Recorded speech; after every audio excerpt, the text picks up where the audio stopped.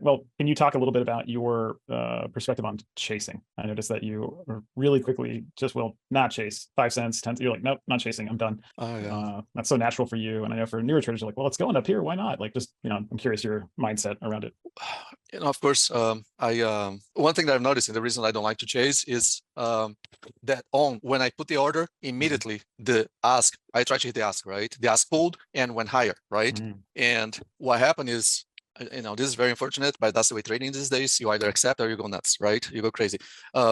This is my order, and this is the ask. Ask is sitting there. So at the end of the order, see the ask, and it's like, oh, I gotta take that. So it goes, and as it goes, the algo sees my order comes in and cancels this order and goes higher, right? That's exactly how it works. If they cancel this order before my order hit, then my order is sitting here on the bid, and then it's out here. And the reason that it does that is if I chase for that split of a second, he'll fill my order, then come back, he's shorting, right? He's selling, and then come back and try to buy to cover that short really quick. That can happen like in 2-3 seconds. So many times, or that's one situation, or another situation, if it's not an algo, if it's just Benito with his order here, and I'm trying to buy, and let's say in that case on was 84 and next seller is 84.05, 84.10, the algo can see my order coming in, and if it's a market order, that's the beauty, because a lot of people, especially that use like interactive broker, they use market order. So what the algo does is it knows, one of the algos, right? There's like many out there. They see a market order coming in, hitting this price, so they go see the size of this market order. Let's say 1,000 shares.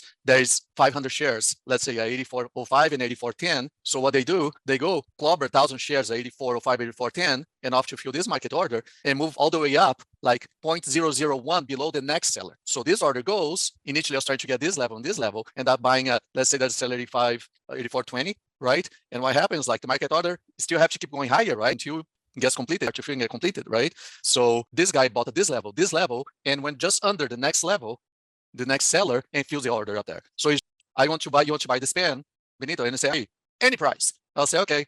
I'll say, Mike, give me that pen really quick, $10, and there you go, $11. And there's nothing you can do because the system is crooked. I'm just gonna leave it at that. I'm not a cuckoo. There's no, this is a fact. So some companies, they have quicker access because it's a faster internet speed, but they're like fools, they're algos. And for example, when you see like, oh, what price do you see right now? 84.39, right?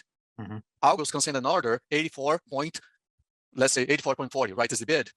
They can send an order 84.4001. So in theory, their price is higher than what we offer. That's why a lot of times you can have an offer, or we can have an order trying to buy or to sell, and you see a lot of orders going through, and your order is the only one there. But you don't see any of yours going through. It's because the algos are doing the 0.001, 0.01 in front of yours, and they're just taking everything along the way. And it's extremely frustrating. I lost everything I had trying to fight that.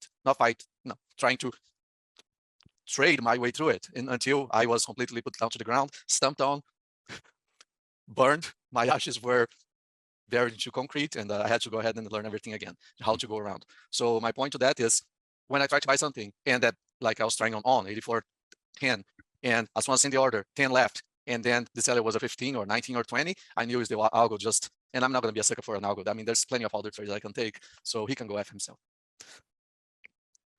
That's incredible. What do you think this, Citadel? Look at the history of Citadel.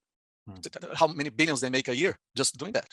And but we don't have lobbyists, so we're just average Joe's trading, so can't fight. Now, you know what spoofing is, right? You put an order and cancel 2-3 times in a minute because you change your mind. Your broker is going to call you saying, hey, you cannot do this, it's illegal because you're showing a fake price level, and the market seeing as the exchange is seeing as you you try to artificially inflate or deflate the price by showing that you're buying or selling, right? No, if you're an active trader, a lot of times you're going to put a lot of orders out there wanting to get filled. If they don't get filled, I go and cancel, but no, you get a notification from the broker. I used to get it all the time. These algos do that hundreds of times per second. They have spoofing where they just send like one share or 10 shares just to test out to see if the bidder is real or not, or if there's another algo on the way trying to take that trade.